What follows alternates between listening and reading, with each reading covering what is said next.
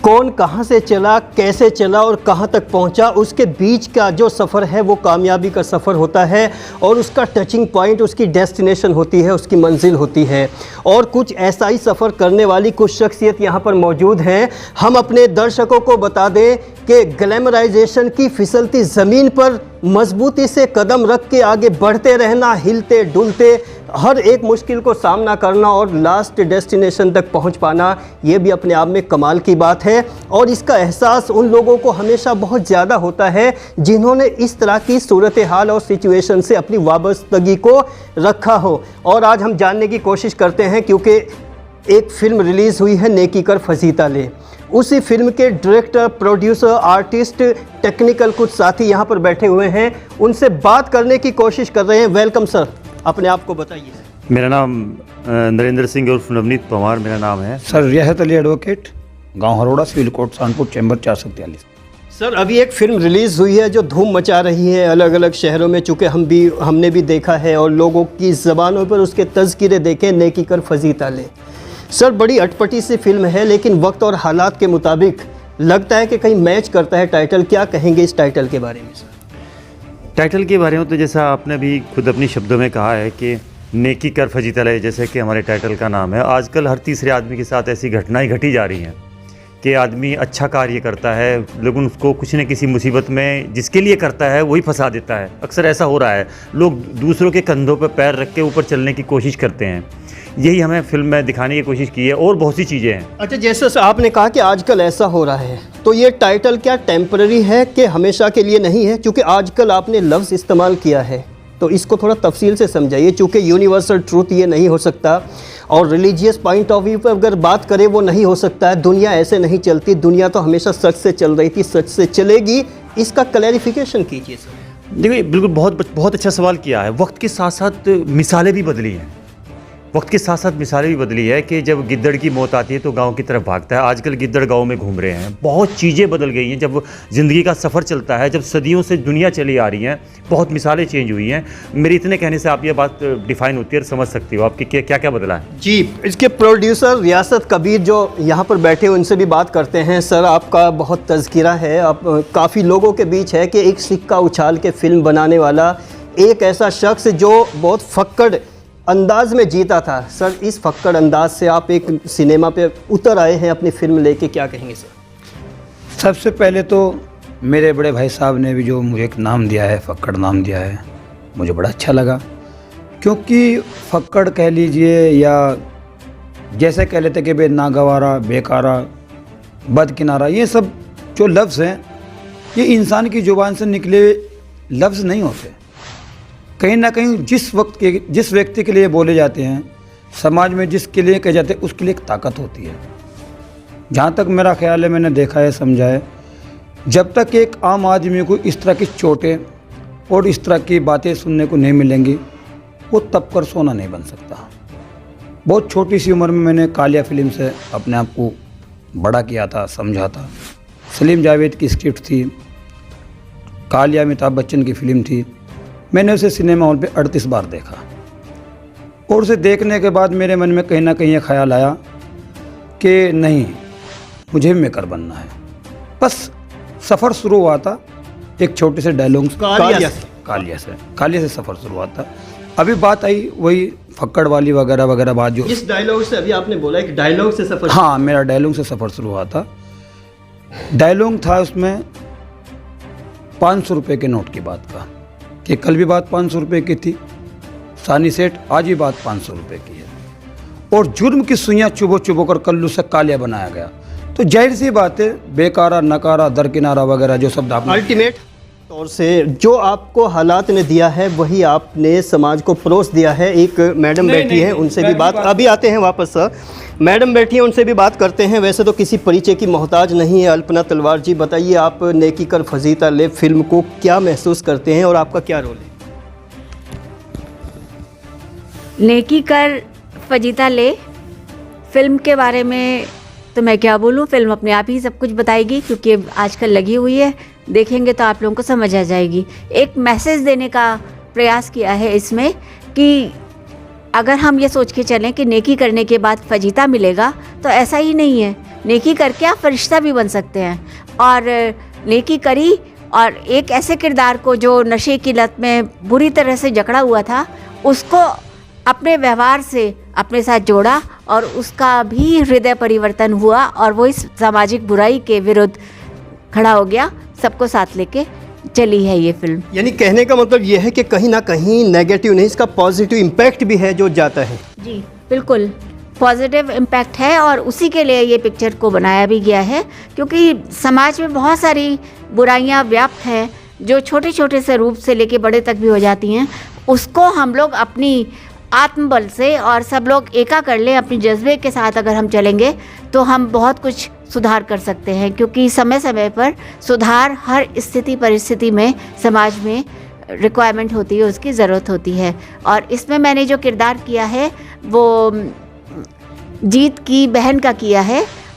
मैं बहुत परेशानियां देखी शुरू में जीवन में, गांव के हालात में देखी कि किस तरह से लोग फजीता कर देते हैं अगर आप कुछ भी अच्छा करने चलते हैं। तो ये समाज में अमूमन होता ही रहता है, क्योंकि जो भी काम करता है उसकी आलोचना ज़रूर होती है और आलोचना को अपनी उन्नति का मापदंड मानना चाहिए, उससे कभी घबराना नहीं चाहिए। तो वो हालात मैंने वहाँ गांव में देखे और मैंने देखा कि जो परेशानियाँ मैंने भुगती हैं वो जीत के जीवन में ना आए। तो मैं ये सोचती रहती हूँ कि जीत गांव से चले जाएं, क्योंकि वो नहीं झेल पाएंगे। मैंने तो अपना पूरा जीवन जीत के लिए अपना स्वाहा करा ही समर्पित था। कर दिया है। जी जी रियासत साहब, एक अहम सवाल और माइंड में आया यहाँ पर, बताइए कि ये फिल्म जैसे सिनेमा हॉल तक पहुँची है, जो भी आपके तासुरात हैं, क्योंकि कई स्टेट आपको सुन रहे हैं, उन तासुरात को किन लफ्ज़ों में बयां करना चाहेंगे सर?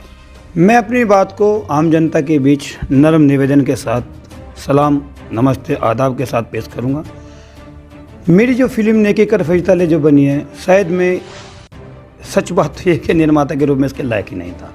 हाँ, मेरी जो टीम है, मेरी जो टीम की लगन, मेहनत और उनकी सपोर्टिंग, छोटे से लेकर बड़े से दुआ और उनका 24 घंटे में मुझे पॉजिटिव रखना, इस बात का सबूत है कि उन्होंने मुझे इस लायक समझा और धीरे धीरे करके नेकी कर फरिश्ता को तैयार करके पब्लिक के सामने ले दिया।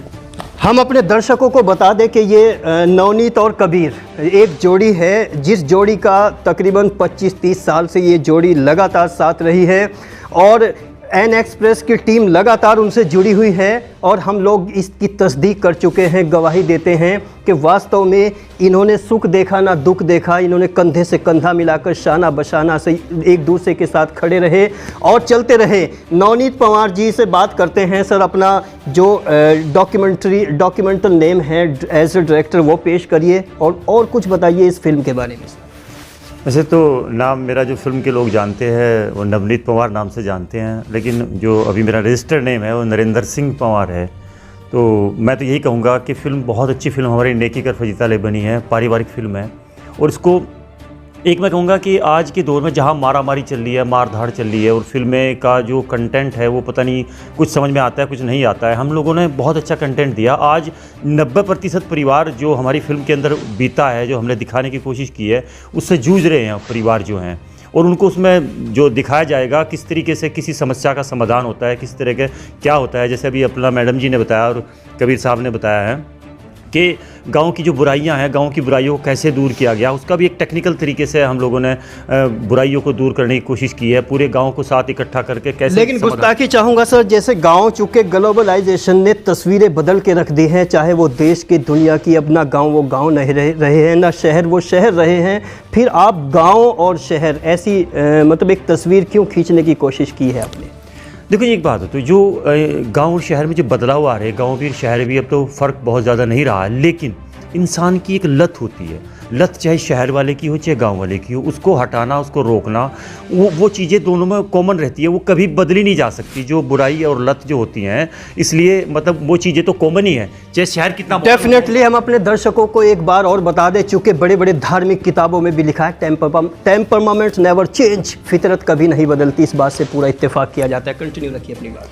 तो जैसे कि भी मैंने बताया आपको कि जो आदमी की लत होती है, फितरत होती है, वो ज़माना बदलता चला जाए, जो आदमी जिस मूड में पैदा होगा वो ऐसा ही रहेगा, उसको बदल नहीं सकते हम। कुछ चीज़ें हैं और बहुत ही मैं आपको कहता हूँ, शहर है, मोहल्ला है, गांव है या गांव का घर परिवार है, कोई भी परिवार में से ऐसा नहीं हो सकता कि भाई ये परिवार में कोई लत नहीं लगी है, किस परिवार में कोई इसको अलग से कोई इसके अंदर कुछ ऐसी चीज़ नहीं है जो ये समाज से जुड़ा हो या नहीं किया हो। तो नेचर पे डिपेंड करता है, आदमी की आदतों पे डिपेंड करता है। इसलिए मतलब शहर और गांव हालांकि तरक्की कर रहे हैं, लेकिन लतों पे, नेचर पे वो भिन्न सेम है आज।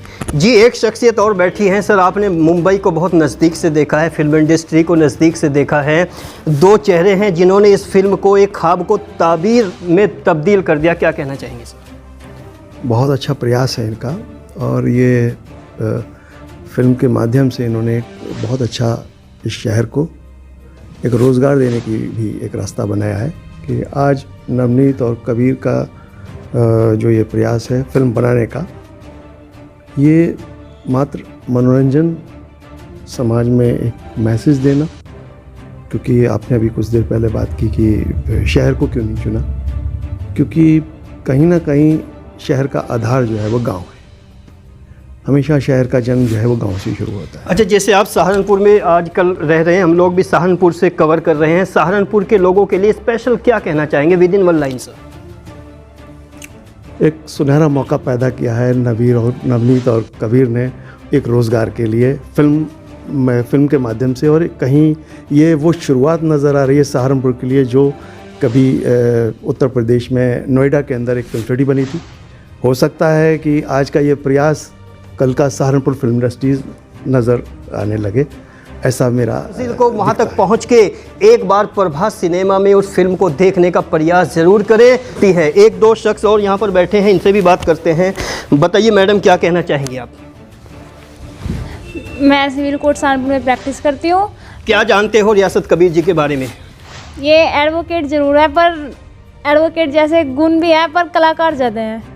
क्योंकि जब ये मतलब हम कोर्ट में वर्क भी करते हैं, पर इनका माइंड वर्क की अपेक्षा अधिकतर कलाकार में ज़्यादा रहता है। यानी उनके सारे तासुरात, उनकी एक्टिविटीज़, उनके कारनामे, उनका पेपर वर्क, सब के अंदर क्या झलकता है?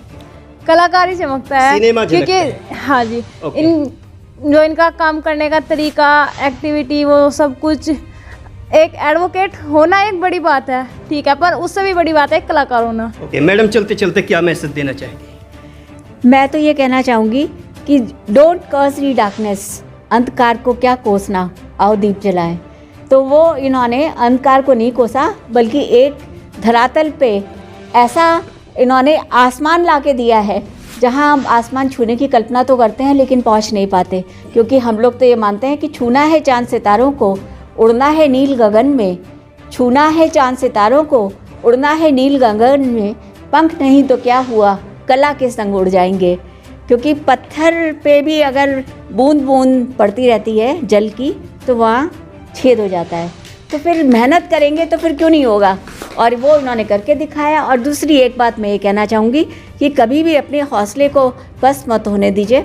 मैं पिक्चर के बीच में ही अस्वस्थ हो गई थी, और पूरी पिक्चर में मैं दिखाई भी नहीं हूँ। इन्होंने कैसे कैसे कहाँ एडजस्ट किया ये तो हमारे डायरेक्टर साहब ही जानते हैं, लेकिन मन में ये है, विश्वास लेके चलें कि आपके साथ लोग हैं, आपके साथ दुआएं हैं। क्योंकि दुआओं का अपना कोई रंग नहीं होता, दुआओं का अपना कोई रंग नहीं होता, लेकिन जब ये मिलती हैं तो ज़िंदगी रंगीन हो जाती है। और कला जी, और हम अपने दर्शकों को एक बात और बता दें, इस फिल्म में जितना संघर्ष है उसके बाद कमेंट देखने के बाद हमें कमेंट बॉक्स में राय लिखकर ज़रूर भेजें, चूँकि एक दिन नहीं, एक साल नहीं, काफ़ी वर्षों के बाद ये चीज़ हासिल हुई है। और अपनी इस नायाब सिनेमा को देखकर अपनी राय का इजहार कीजिए और हौसला अफजाई कीजिए। तब तक के लिए बने रहिए एन एक्सप्रेस में। मैं मोहम्मद अकरम अपने टेक्निकल सपोर्टर आस मोहम्मद के साथ विदा लेता हूँ। आदाब, नमस्कार, धन्यवाद, have a nice day, good luck.